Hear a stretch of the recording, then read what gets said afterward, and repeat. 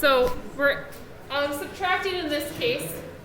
But again, we need that common denominator, so just a reminder that we want to factor first. Because actually both of these denominators are factorable.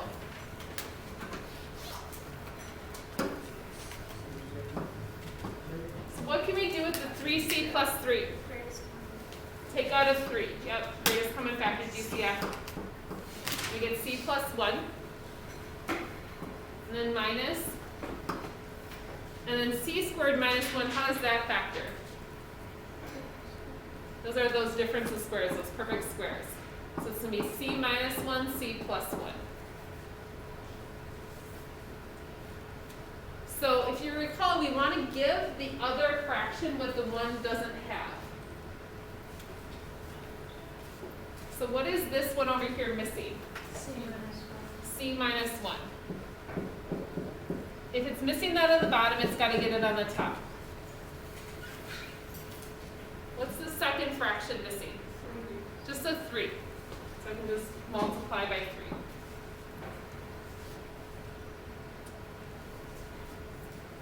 3. So the bottom, don't have to worry about doing like any kind of foiling or anything like that. That won't be necessary. But on the top up here, we might want to be able to simplify a little bit. So I have 6c minus 6 minus this 3c. Take a minute to make sure you guys are okay with that.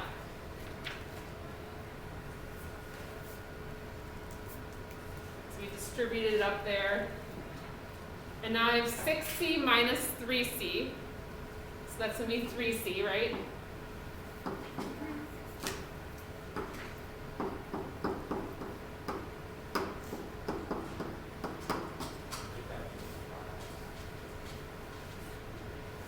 What can I do now? Still do a little bit more.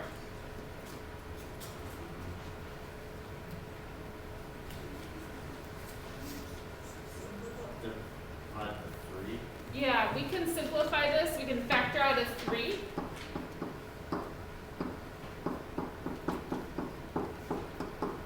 Because now those 3's can cancel. So we're left with c minus 2 on top, and then c plus 1, and then c minus 1 on the bottom.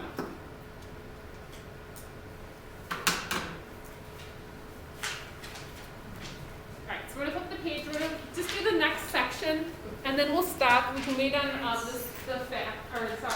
page till tomorrow. But let's do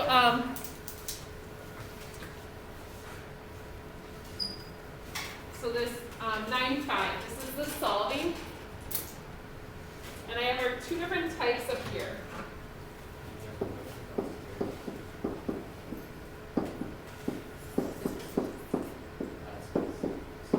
So when we do this, we can cross multiply is one method, or cancel the fractions.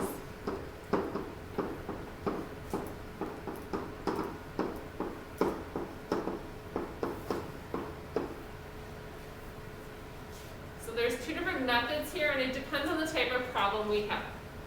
We can cross multiply when we just have a fraction equaling a fraction. We can't do that like in number 6. So 5 we can cross multiply.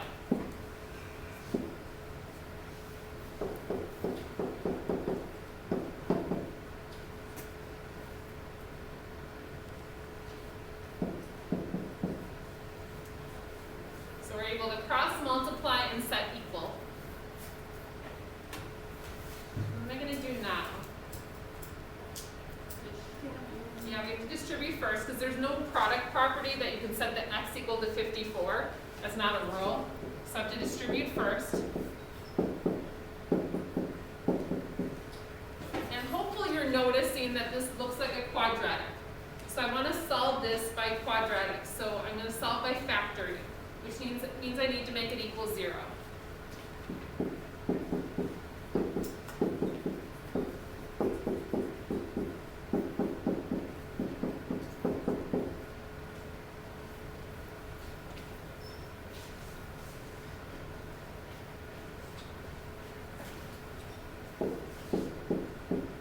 So I'm going to be able to factor this, x times x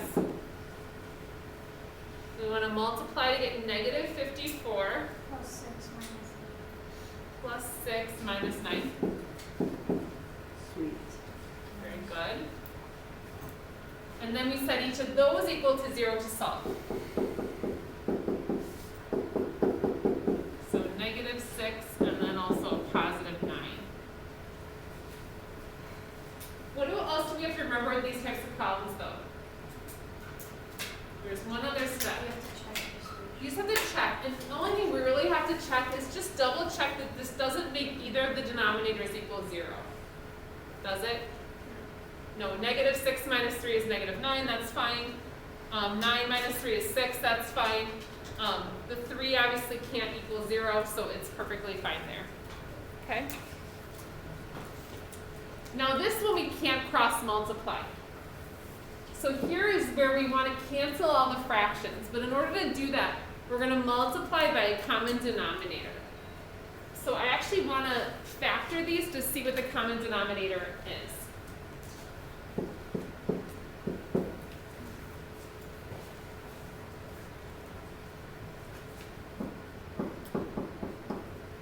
So out of the bottom here, I can take out a b, right?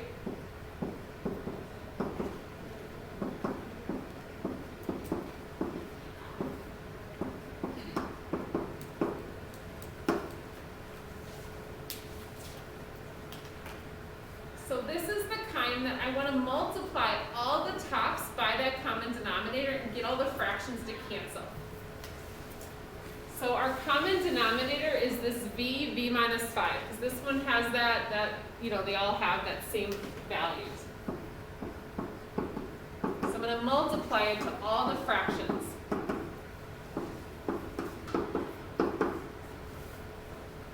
I'm multiplying to the tops. Now on the second two fractions, it works really nicely. The denominators will just cancel. But here, what happens? Just the v's cancel. So I'm left with v minus 5. I'm left with 3v plus 12.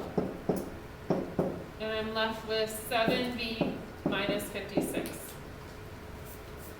I'm going to tell you guys, doing this canceling makes it a whole lot easier than trying to combine like terms or combine fractions and do more with this. The canceling works really nicely.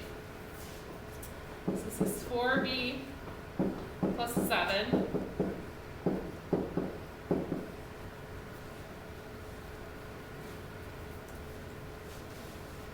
So I'm going to move 4b over.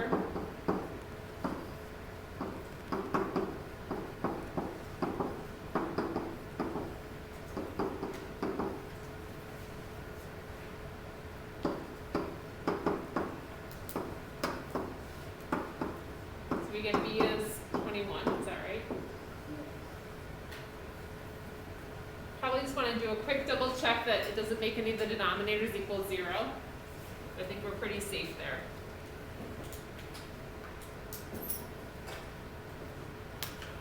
Okay. All right. So we can stop for today. We'll leave on the graphing as practice for next time. But I do want you guys still to do the whole homework assignment, because I do want you guys still to practice some graphing.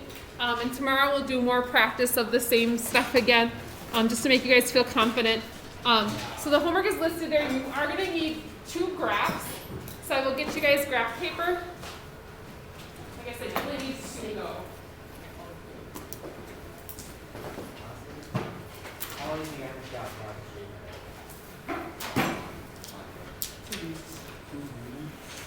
Hello?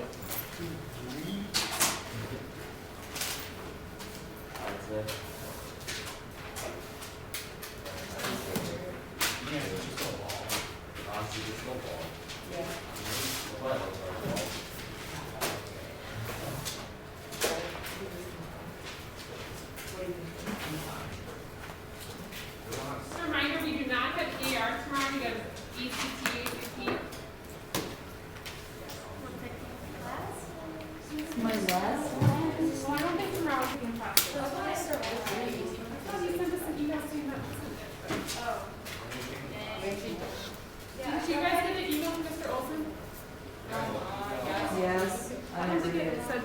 classes. we do?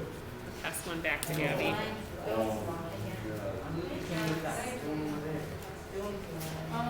It says, so Wednesday this week we'll do 2 tutorials and quizzes to complete. We're doing method test prep tomorrow.